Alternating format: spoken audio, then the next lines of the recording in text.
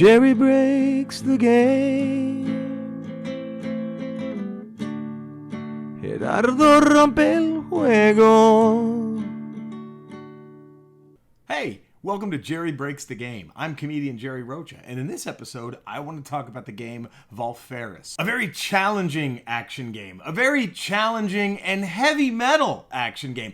Imagine if Contra 3 boinked every single Megadeth album cover, and congratulations, you've reached Valfaris. To punctuate the metal vibe, the soundtrack is just nothing but these chunky-ass dope heavy metal riffs going on throughout the entire game. It's so metal that the hero of the game, Therion, headbangs every time he finds a new weapon. Now, at first, I loved it. I thought it was awesome. But then, after a little bit, I came to the sober realization that my long-flowing, headbanging hair days were far behind me. So, yeah, out of massive envy, I got fucking sick of it. Okay. The only way it could have been more metal was if every time Therion found a new weapon, not only did he headbang, but he also got blitz-wasted and shat himself at a concert while his girlfriend tried to pick a fight with whomever she thought spit beer on her. I'm gonna get one of you. Also, the venue where this concert takes place is a concert hall that's attached to a blacklight mini golf course. Valfaris is so metal that it inspired me to risk my entire relationship and turn one of my denim jackets into a denim vest and wear it at all times, everywhere, forever. This game is so metal that the line, "the seeds of Gorgondoth cannot be sown here," isn't taken from this game, but it could have been. Shit. Maybe it was. After playing the game, that phrase just popped into my head, so where else could it have come from? I didn't even know Valfaris existed. Then I saw a buddy of mine post a few videos of him playing it online, and I was instantly hooked. Especially the awesome blast lighting effects that would accompany every weapon you would fire that you'd find in the game. A sad way of finding out just how simple-minded you are is realizing just how far blast effects in a video game can take you. Oh, look at that. Some purple shit comes out, then some blue shit, then like some neon orange shit.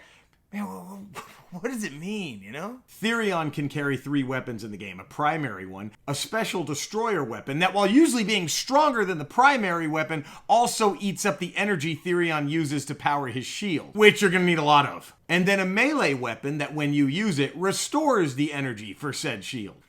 This is really something. It's like paper, rock, scissors, but like inverted, but mainly just paper and scissors. I guess rock is, or you could, oh fuck, I died. My favorites were, for the primary weapon, Therion's Call, which is like this railgun thing that could blast a whole line of enemies in its way. I win! For the destroyer weapon, I chose the Bringer of Mayhem. It shoots out a constant beam that can target multiple enemies in the room. And for melee, the Leg of Aura, which is the leg of a dead mutant spider that not only fucks up enemies, but gives Therion a little bit of life every time he whacks him with it. It appears what is yours is now mine. Have you gotten to the store yet?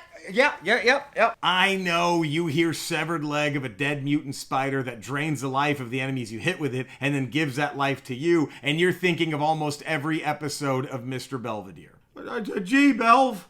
It sure is getting cold in here. Wesley, put the Leg of Auroch down. Therion's Call, the Bringer of Mayhem, and the Leg of Auroch are what I will name all 3 vans that I will one day own. The extra good news for me was I saw a ton of those blast effects because holy shit, you are going to need damn near every weapon you find in the game. Valfaris throws a lot at you all the time, and it doesn't care. It's like as if your first dodgeball lesson was taught by a gym teacher who was a racist failed jock. Okay, that's like 99.9% of gym teachers, so you know what I'm talking about. The enemies are frequent, relentless pains in the ass. It's like if a case of herpes was trying to fight you the entire game, but without any of the charm. And they all look just a bit stinky. Oh, I don't think that was me this time.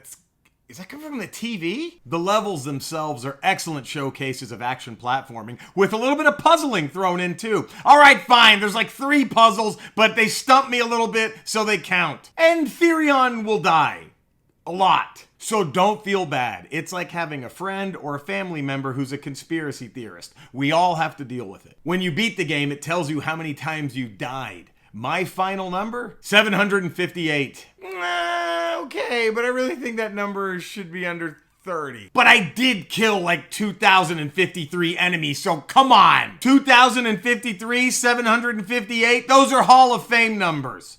I'll give you 2053 to 36. There's no way I died more than 40 times. It also took me 20 hours, 53 minutes, and 49 seconds to beat the game, which is more than a little annoying because online it said the average time to beat the game was 9 hours. Oh, calm down, Mr. Perfect. Some of us need a little more time. The people online who chime in as to how long it takes to beat a game, are they typing this up in public next to someone they think they're going to impress? Breath of the Wild, oof, you're looking at 10 hours, tops. Or maybe I just need a you suck time added to the normal average to complete a game for when I play it. At least it's just with games. It's not like I need more than 11 hours to watch a fucking movie. But the difficulty of the game does not detract from the fun. In fact, I thought it added to it because each room, each boss encounter, they all have these subtle little clues that if you pay attention to and stay patient, you'll figure it out. One thing that helps very much are these little green resurrection idol thingies that are scattered throughout the game. And they allow you to save your progress, thank God, at several checkpoints scattered throughout the game. Most of the resurrection idols are very easy to find, and every time you defeat a boss, it increases the number of resurrection idols that you can carry. Why do you need to carry more, you ask?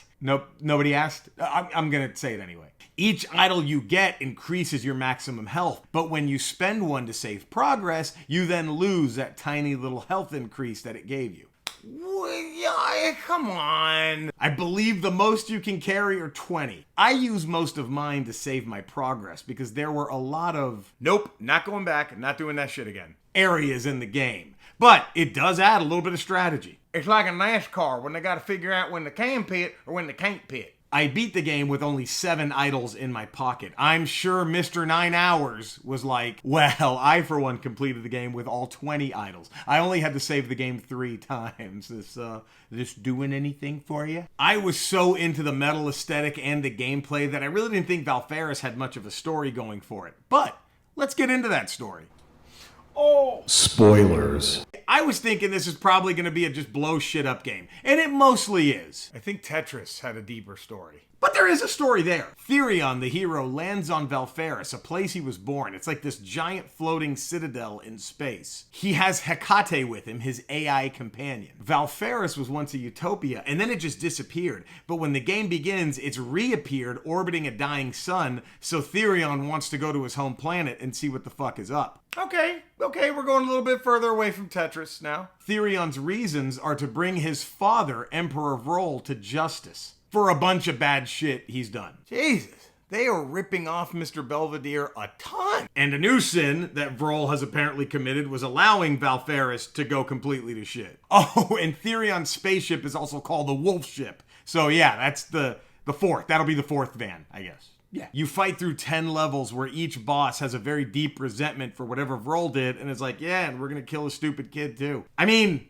I think like the bosses talk shit for like a few sentences before the fight begins, but I was so eager to get into that battle that I accidentally kept tapping the A button and just skipping most of the dialogue, so I missed a lot of the shit they were talking. I might really regret missing out on what that miasma worm had to say. The basic idea, though, again, is that Vrol did a lot of bad shit to Valfaris, and Therion is there to not only destroy him, but then kill all the bad shit that's left over, too. Therion also has a brother who's a sword. I got that part. Sure. The final boss battle is split between 2 characters, Kaivok and Hydravok. You guessed it. Kydrock and Hydravok based on the 2 old men from Trading Places. And it's a motherfucker of a boss fight. Kaivok is annoying enough. Then when you defeat him, Hydravok shows up, this massive 3-headed Gamera looking thing. That thing looks like Gamera.